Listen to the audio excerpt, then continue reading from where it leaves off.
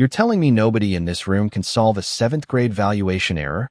Ethan Carlisle's voice cut through the rooftop restaurant like broken glass, sharp enough to make 3 analysts stare at the table instead of each other. Rain tapped softly against the panoramic windows behind him, Manhattan glowing gold and silver beneath the storm clouds. The executives around the private dining table shifted uncomfortably beneath the warm amber lights, pretending not to notice the humiliation spreading across the room. Ethan leaned back slowly in his chair, the movement calm, controlled, dangerous. At 58, he had the kind of face money couldn't soften. Strong jaw, silver at the temples, pale blue eyes that looked permanently disappointed in the world.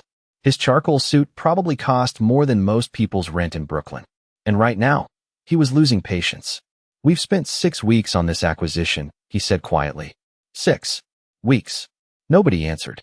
A younger analyst cleared his throat.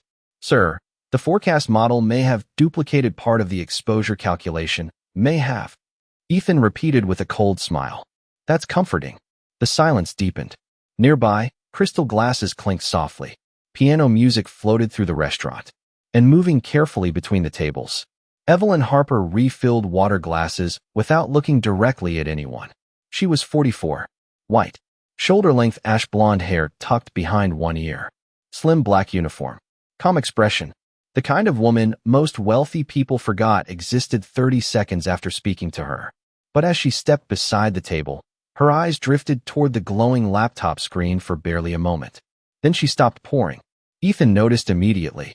"Something amusing?" he asked. A few executives smirked. Evelyn looked up slowly. "No, sir." Her voice was soft, steady. "Then why are you staring at my financial model?" More smirks. One man chuckled under his breath. Evelyn lowered the bottle carefully onto the table. "I wasn't trying to stare." But Ethan leaned forward now, curiosity mixing with irritation. She hesitated, just enough to make the room pay attention. "Your discount rate assumption conflicts with the debt structure," she said quietly. The table went still. One analyst blinked hard. Another frowned toward the screen. Ethan's expression barely changed, but the smile disappeared from his eyes.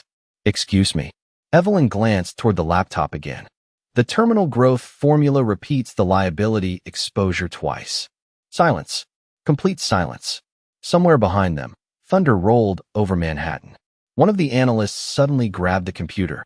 Fingers moved rapidly across the keyboard. His face drained of color almost instantly. "Oh my God," he whispered. Ethan didn't move, didn't blink. The younger analyst looked up slowly. "She's right." Nobody laughed anymore. Ethan studied Evelyn carefully now, not like a waitress, like a problem, like something that suddenly didn't make sense. Then, very slowly, he pushed the laptop across the table toward her. "Solve it," he said, "and I'll pay you $1 million. The rain outside intensified, streaks of water sliding down the glass walls of the rooftop restaurant while nobody at the table spoke. Evelyn Harper remained standing beside the laptop, one hand resting lightly against the back of an empty chair. Calm, composed, as if correcting a multi-million-dollar error was no more stressful than refilling coffee. Ethan Carlisle watched her carefully now, not with amusement anymore, but calculation. The older investor across from him loosened his tie slowly. "How did you even catch that?" he asked. Evelyn glanced at the screen. "Because the model assumes stable debt servicing while simultaneously treating the same liability as volatile exposure." She paused briefly. "You cannot count risk twice just because the market is nervous." One of the younger analysts looked embarrassed. Another looked defensive. "That is an oversimplification," he muttered. Evelyn nodded politely. "Yes, but it is still wrong." The analyst opened his mouth, then closed it again. Ethan leaned back in his chair, eyes narrowing slightly. "You said the forecast breaks entirely." "It does." Evelyn gently rotated the laptop toward herself. Her fingers moved across the keyboard with quiet confidence. No hesitation. No dramatic flair. The executives exchanged confused glances as rows of numbers shifted on the screen. Rain reflected softly across the glass tabletop beneath the amber lighting. Somewhere behind them, the pianist transitioned into slower music. The atmosphere had changed completely. 5 minutes earlier, Evelyn had been invisible. Now every person at the table was watching her hands. "There," she said finally.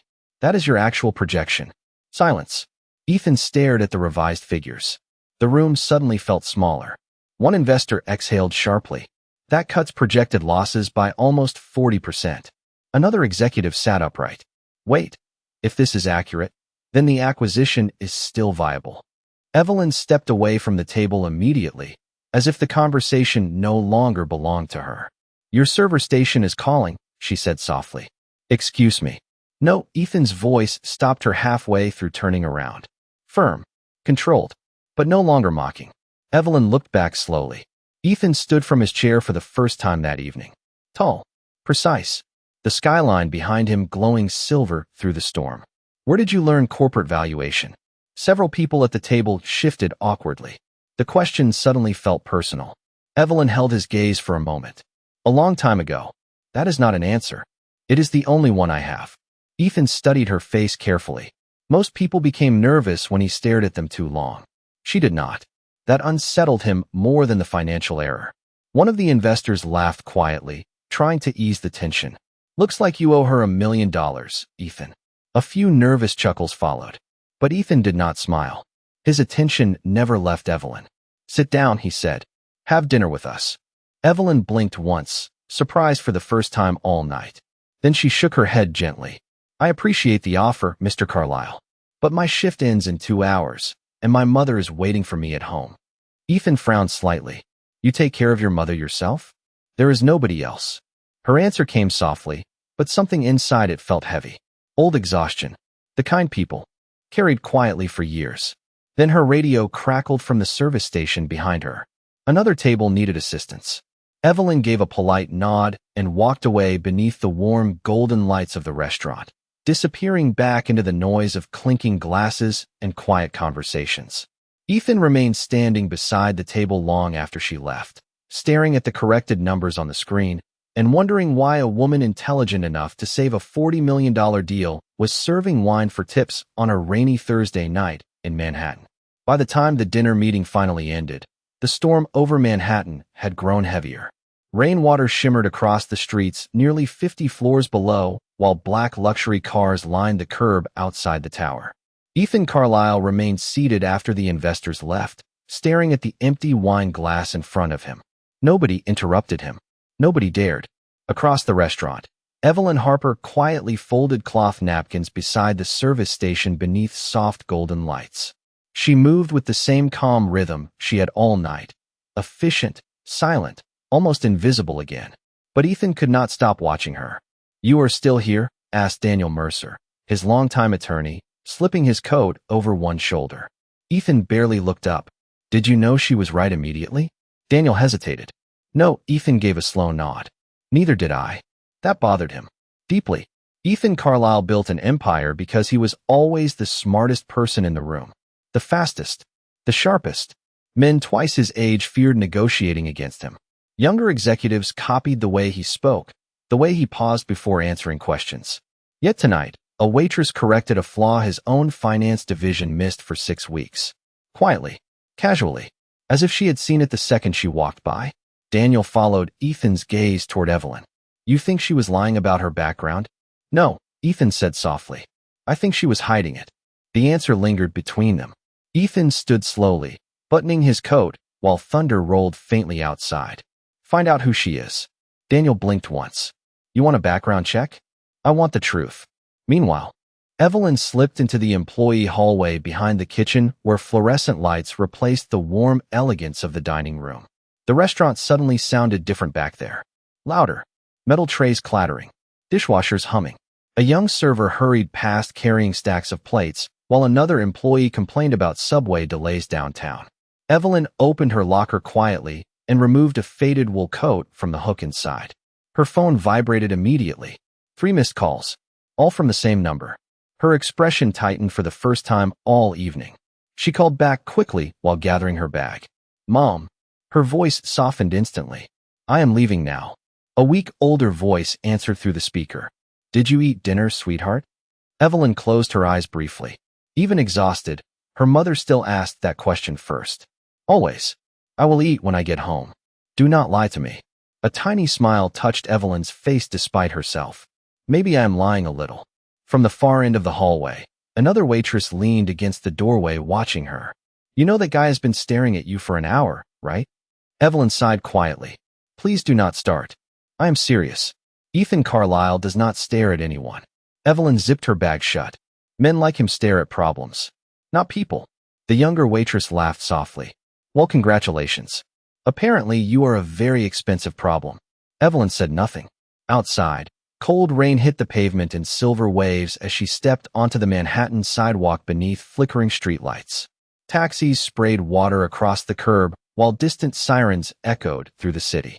She pulled her coat tighter and started walking toward the subway entrance 2 blocks away, unaware that high above the street, Ethan Carlisle still stood beside the restaurant window watching her disappear into the storm. And for the first time in years, he could not predict what happened next. The subway ride to Brooklyn took 43 minutes, long enough for the warmth of the restaurant to disappear completely from Evelyn Harper's body. She sat near the back of the nearly empty train beneath cold fluorescent lights, while rain streaked across the dark windows beside her. Across the aisle, a teenager slept against his backpack. An exhausted nurse scrolled silently through her phone. Nobody looked at anyone else. New York after midnight always felt strangely lonely, even when surrounded by millions of people. Evelyn rested her head lightly against the window for just a second. Her feet ached. Her shoulders ached. But her mind stayed awake, replaying the look on Ethan Carlisle's face when he realized she was right. Not anger. Not embarrassment. Something rarer. Disorientation. Men like Ethan built their identities around certainty, around being untouchable. And for one brief moment tonight, certainty failed him. The train screeched into a station with a violent metallic groan. Evelyn stood immediately, adjusting the strap of her worn leather bag before stepping onto the platform.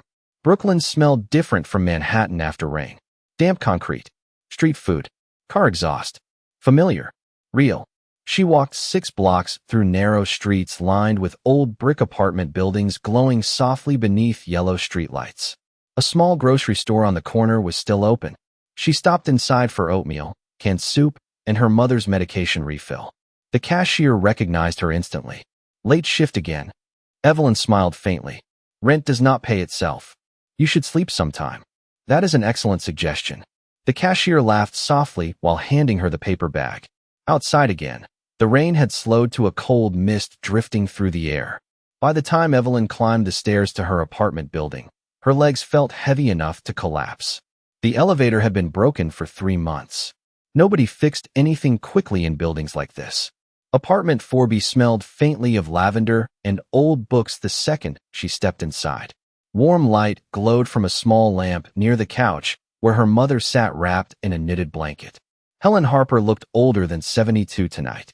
Friendlier somehow, her silver hair loosely pinned back, thin hands trembling slightly as she turned a page in the same novel she had been trying to finish for weeks.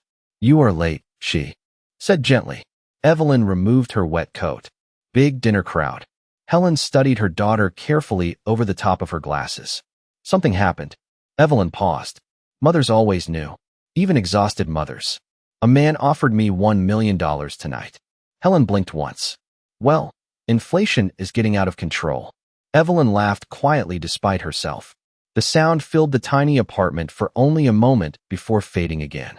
She moved into the kitchen, heating soup, while her mother watched silently from the couch. Was he serious? Helen finally asked. Evelyn stirred the soup slowly. I think he was used to people saying yes to him. And did you? Evelyn looked toward the rain-speckled window above the sink. Manhattan shimmered faintly in the distance beyond the rooftops. No, Helen smiled softly to herself. Good. A comfortable silence settled between them. Then her mother spoke again, without looking up from her book. You know, you used to come home excited when people challenged your mind. Evelyn froze briefly beside the stove. That was a long time ago. No, Helen whispered. It only feels that way because you stopped allowing yourself to matter. The words landed harder than Evelyn expected. She turned off the stove slowly while thunder rolled faintly beyond the city. And somewhere across the East River, Ethan Carlisle sat alone inside his penthouse office, staring at a file his attorney had just placed on the desk. At the top of the page, beneath a faded university photograph, were 4 words that made him lean forward in complete silence. Professor Evelyn Harper. Columbia University. The file sat unopened on Ethan Carlisle's desk for nearly 10 minutes before he finally touched it. Outside the floor-to-ceiling windows of his penthouse office, Manhattan slowly disappeared beneath gray morning fog. Traffic crawled below like streams of red and white light, while helicopters cut across the cloudy skyline in the distance. Ethan barely noticed any of it. His attention remained fixed on the university photograph, clipped to the front page. Evelyn Harper looked younger there. Early 30s perhaps. Confident. Sharp-eyed. Standing in front of a lecture hall at Columbia University with a dry erase marker in one hand and a half-smile that seemed completely different from the quiet waitress he met the night before. Daniel Mercer stood near the espresso machine across the office, reading through another section of the report. Economics professor, he said slowly. Published research in market volatility prediction. Guest lectures at Stanford and Wharton. Ethan flipped another page. Academic journals. Awards. Conference photos. A woman respected by some of the most powerful financial institutions in the country. Then suddenly, nothing. The record simply stopped 11 years ago. Ethan frowned. Why leave? Daniel hesitated. There is more. Ethan looked up. Daniel placed a second document onto the desk carefully. Medical records. Insurance disputes. Long-term neurological care estimates. Ethan's eyes moved across the pages in silence. Parkinson's disease. Progressive deterioration. Home care expenses exceeding $140,000 annually. He leaned back slowly in his chair. She left her career for her mother. Looks that way. Ethan stared again at Evelyn's university photograph. Something inside him shifted uncomfortably. He spent most of his life believing ambition always won. That successful people simply wanted success more than everyone else. But this did not fit his worldview. Nobody abandoned a prestigious academic career voluntarily. Not for this long. Not unless love outweighed ambition. And Ethan Carlisle had spent years around people who only understood ambition. Daniel crossed his arms carefully. You know what bothers me? Ethan remained silent. She never mentioned any of it. That part bothered Ethan too. Most people advertised sacrifice the first chance they got. They were suffering like a resume. Evelyn hid hers completely. A soft knock interrupted the room. Ethan's assistant stepped inside carrying his morning schedule tablet. Your 9 o'clock call with Tokyo is ready, sir. Ethan did not answer immediately. Instead, he looked once more at the file. At the exhausted woman in a black waitress uniform who quietly corrected a multi-million-dollar error while worrying whether her mother had eaten dinner. Finally, he stood. Cancel Tokyo. The assistant blinked in surprise. Sir, reschedule it. They flew in from Japan. Then they can fly back later. The assistant quickly nodded and disappeared. Daniel raised one eyebrow. You are rearranging international negotiations because of a waitress. Ethan buttoned his coat slowly. No, his voice remained calm, but thoughtful. Because I misjudged someone. 40 minutes later, a black sedan stopped outside a small pharmacy in Brooklyn where Evelyn Harper stood near the register comparing generic medication prices beneath cold fluorescent lights. She looked tired this morning. Hair loosely pinned back. Gray sweater beneath her coat. One hand rubbing her temple while calculating numbers quietly in her head. The pharmacist lowered his voice apologetically. Insurance stopped covering part of the dosage increase. Evelyn swallowed softly. How much? $318. She stared at the receipt in silence for a moment too long, then slowly reached for her wallet. And through the rain-speckled car window parked across the street, Ethan Carlisle watched her hesitate before counting every single dollar twice. Inside the pharmacy, the air smelled faintly of rubbing alcohol and cheap coffee. Fluorescent lights buzzed softly overhead, while Evelyn Harper stood completely still at the counter, staring at the total on the receipt, as if willing the numbers to change. $318. Not impossible, but dangerous. Dangerous meant choosing which bill waited another week. Dangerous meant less groceries, less sleep, more double shifts. The pharmacist adjusted his glasses awkwardly. I am sorry, Evelyn. I tried every discount code in the system. She forced a polite smile that looked exhausted around the edges. I know you did. Her fingers tightened around the worn leather wallet in her hand. Ethan Carlisle watched through the rain-streaked window from across the street, one arm resting against the back seat door of the sedan. He could not hear the conversation, but he understood hesitation when he saw it. Understood pride too. Most people, Assumed wealth taught you everything. It did not. Sometimes poverty taught sharper lessons, especially the quiet kind. Daniel Mercer sat beside him flipping through emails on a tablet. You cannot seriously be sitting outside a pharmacy spying on a waitress. Ethan never looked away from the window. I am observing. That sounds worse somehow. Evelyn finally removed a credit card from her wallet. Old, slightly bent at the corners. She handed it over carefully. The pharmacist ran the payment, then paused. Card declined. Evelyn closed her eyes briefly. Just 1 second. Long enough for the embarrassment to hit, but not long enough for anyone else in the store to notice. Try it again, she said softly. Please. Ethan straightened immediately inside the car. Something about the way she said please bothered him more than it should have. Not dramatic. Not desperate. Just tired. The pharmacist attempted the payment again. Same result. Evelyn nodded once as if she had expected it all along. Can you put half back? She asked quietly. Maybe reduce the dosage until Friday? Evelyn, it is fine. But it clearly was not. The older pharmacist looked genuinely uncomfortable while separating the medication boxes on the counter. And suddenly Ethan felt something deeply unfamiliar settling in his chest. Shame. Not for her. For himself. Last night, he casually offered $1 million like it was theater entertainment between appetizers and whiskey. Meanwhile, this woman, this brilliant woman, was deciding between medicine and survival under flickering pharmacy lights in Brooklyn. Ethan opened the car door. Daniel looked up immediately. What are you doing? Ethan ignored the question and crossed the wet sidewalk beneath cold drizzle. The bell above the pharmacy door chimed softly as he entered. Evelyn froze the instant she heard his voice behind her. Keep the full prescription. She turned slowly. Surprise flashed across her face first, then immediate discomfort. Ethan approached the counter calmly in his dark wool coat, rainwater still glistening on the shoulders. The pharmacist recognized him instantly from television and business magazines. Mr. Carlyle. Ethan placed a black credit card onto the counter without breaking eye contact with Evelyn. Charge everything. Evelyn's expression hardened almost immediately. No, Ethan blinked once. Most people never said no to him twice. It is medication, he said carefully. Not charity. It is still my responsibility. The pharmacist awkwardly glanced between them. Ethan lowered his voice slightly. You saved me $40 million last night. I corrected a spreadsheet. You changed the outcome of an acquisition. Evelyn shook her head slowly. That does not buy access to my life. The words landed harder than Ethan expected. Not angry, just firm, honest. And for the first time in years, nobody in the room seemed impressed by his money at all. Outside, rain continued falling against the windows while the silence between them grew heavier with every second. The silence inside the pharmacy stretched painfully long. Rain tapped against the windows in soft, uneven rhythms while nobody moved.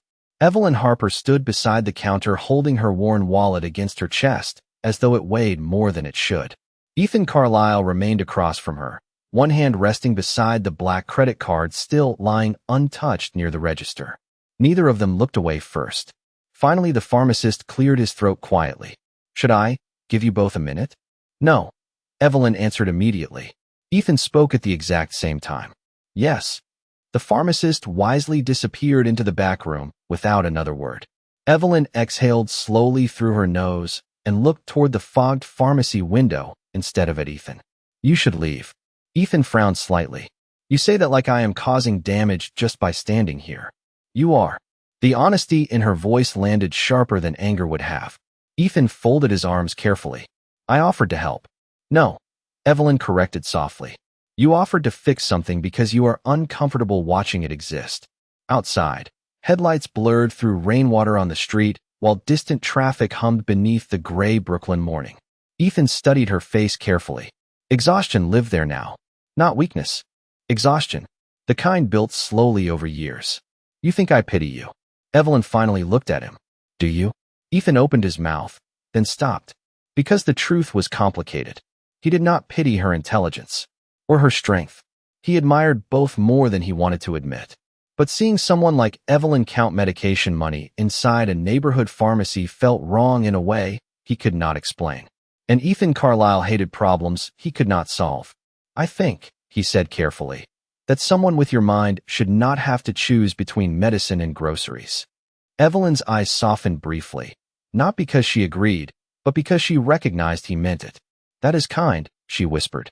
"But life does not distribute fairness according to intelligence." Ethan gave a quiet, humorless laugh. "No, I suppose I know that better than most." Another silence settled between them, less hostile this time, just heavy. Then Evelyn looked toward the credit card on the counter again. "Why are you really here?" Ethan answered immediately. "Because I could not stop thinking about you." The words surprised even him. Evelyn blinked once. Ethan shook his head slightly. "Not like that." His voice lowered. "I kept asking myself how someone can be brilliant enough to teach at Columbia and invisible enough to serve tables without anyone noticing." Evelyn stared at him for a moment before giving the smallest sad smile. "People notice what they expect to see." The sentence stayed with him deeply, because she was right. Ethan spent years surrounded by expensive suits and polished resumes, convincing himself that value always announced itself loudly. Meanwhile, true intelligence had been refilling his water glass unnoticed. The pharmacist returned, carefully holding the medication bag. He glanced nervously between them. Before Ethan could speak again, Evelyn stepped forward and placed exactly $160 onto the counter. "Split the dosage in half," she said quietly. Ethan's jaw tightened instantly. "Evelyn, do not." Her voice remained calm, but firm enough to stop him completely. "You do not get to rescue me because you suddenly discovered I matter."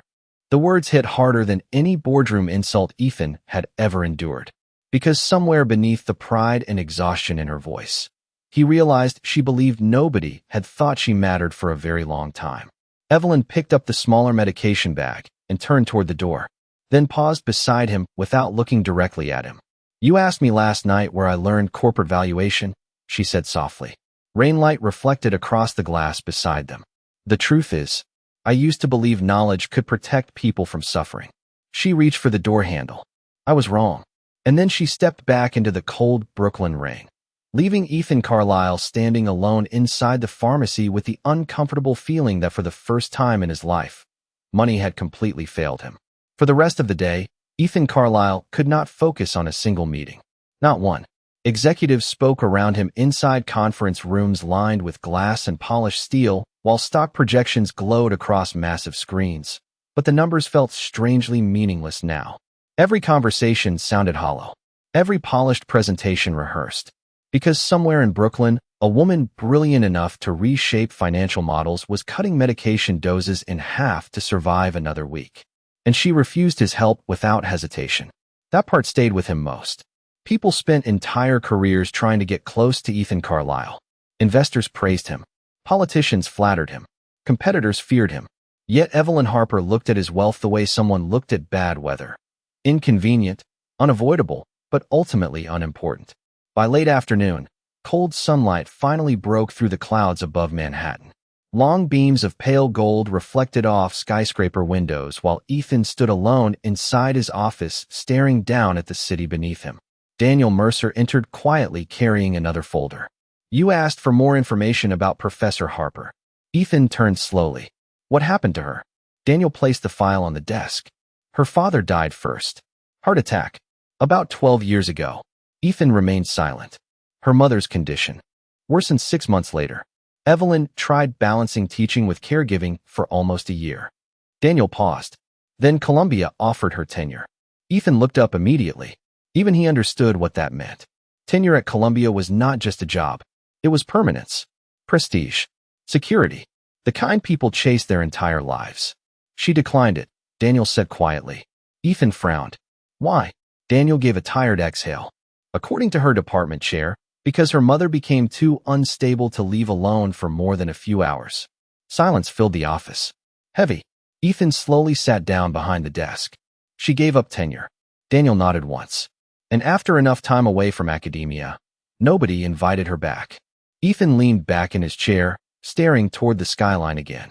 Suddenly, he remembered the way Evelyn moved through the restaurant. So careful, so controlled, not timid, disciplined. Like someone who learned long ago that survival depended on staying emotionally organized. His phone buzzed softly across the desk. A reminder for tonight's investor gala downtown. Normally, Ethan never missed events like that. Appearances mattered. Reputation mattered. But tonight the idea of standing beneath chandeliers while wealthy strangers discussed market optimism suddenly felt unbearable. "Cancel the gala," he said quietly. Daniel blinked. Again, Ethan ignored the comment. Instead, he reached for the pharmacy receipt copy still sitting beside Evelyn's file. $318. The number bothered him irrationally. Not because it was expensive, because for him, it was invisible. Less than the cost of a bottle of wine at dinner last night. Yet for Evelyn it meant stress, calculations, sacrifice. Ethan suddenly stood and grabbed his coat. Daniel watched carefully. "Where are you going?" Ethan answered without hesitation this time. "To apologize." Brooklyn looked different in evening sunlight. Softer somehow. Children rode bicycles along cracked sidewalks while grocery store owners stacked fruit outside small corner markets beneath fading golden light. Ethan's black sedan looked absurdly expensive parked beside old apartment buildings, with rusted fire escapes. He climbed 4 flights of stairs because the elevator still did not work. Apartment 4B stood quietly at the end of the hallway beneath dim yellow bulbs. Ethan hesitated for the first time in years before knocking. A few seconds later, the door opened slowly. Evelyn stood there wearing faded gray sweatpants and an oversized sweater, her ash blonde hair loosely tied back. She looked surprised, then immediately cautious. Ethan held her gaze carefully. "I did not come to offer money." Evelyn crossed her arms lightly. "Then why are you here?" Ethan swallowed once before answering. "Because I think the world punished you for choosing love over ambition, and I do not think that should happen to people." For the first time since meeting him, Evelyn Harper had absolutely no response. The hallway outside apartment 4B fell completely silent after Ethan Carlisle spoke. Somewhere downstairs, a television played faintly through thin apartment walls. Pipes rattled softly inside the old building. And standing beneath dim yellow light, Evelyn Harper looked at him as though she could not decide whether to close the door or finally believe him. Ethan remained still. No polished speech. No billionaire confidence. Just honesty stripped down to its simplest form. "You barely know me," Evelyn said quietly at last. "No," Ethan admitted. "But I know what sacrifice looks like." She studied him carefully. "Do you?" The question should have sounded sharp. Instead, it sounded tired. Ethan glanced briefly down the hallway before answering. "When I was 31, my younger brother lost everything in a business collapse." His voice stayed calm, but lower now. More personal. "I told him to rebuild. To move forward. To stop being emotional about failure." Evelyn listened silently. 3 months later, he stopped answering my calls. Ethan swallowed once. "He died alone in a hotel room in Boston before I understood that not everybody survives pressure the same way." The apartment seemed to grow quieter around them. Evelyn's expression softened slightly for the first time. "I spent 20 years believing achievement solved everything," Ethan continued. "Then I met someone who gave up achievement for another human being, and somehow the world treated her like she disappeared." Neither spoke for several seconds. Then from deeper inside the apartment, an older woman's voice called softly, "Evelyn, sweetheart." "Who is at the door?" Evelyn glanced back instinctively. "A friend," she answered before realizing what she had said. Ethan noticed the word immediately, but wisely did not react to it. Helen Harper slowly appeared near the living room doorway wrapped in her knitted blanket, silver hair slightly undone from sleep. Her tired eyes moved from Evelyn to Ethan with gentle curiosity. "Well," she said softly, "he certainly looks expensive." Evelyn closed her eyes briefly in embarrassment while Ethan unexpectedly laughed. A real laugh this time. Warm. Human. Helen smiled faintly at the sound. "You should invite him in before the hallway catches a draft." A few minutes later, Ethan sat awkwardly at a tiny kitchen table drinking weak coffee from a mismatched ceramic mug while evening rain tapped softly against the apartment windows. Nothing about the room resembled his world. The cabinets were old, the furniture worn, bills stacked neatly beside medicine bottles on the counter. Yet somehow the apartment felt more honest than most penthouses he had visited in years. Helen eventually fell asleep in her chair near the lamp, while soft jazz played quietly from an old radio. Evelyn lowered her voice. "You really canceled international meetings because of me?" Ethan looked down at the coffee in his hands. "No," he glanced back up slowly. "I canceled them because for the first time in a long time, something felt more important than winning." Evelyn stared at him in silence. Then finally, very softly, she smiled. Not the polite smile from the restaurant. Not the guarded smile from the pharmacy. Something smaller. Realer. Ethan noticed immediately. And somehow that quiet little smile felt more valuable than every deal he had closed all year. Outside, Manhattan continued glowing across the river beneath rain clouds and city lights. Loud, ambitious, restless. But inside apartment 4B, two exhausted people sat quietly at a tiny kitchen table, realizing that sometimes the people society overlooks carry the strongest hearts of all.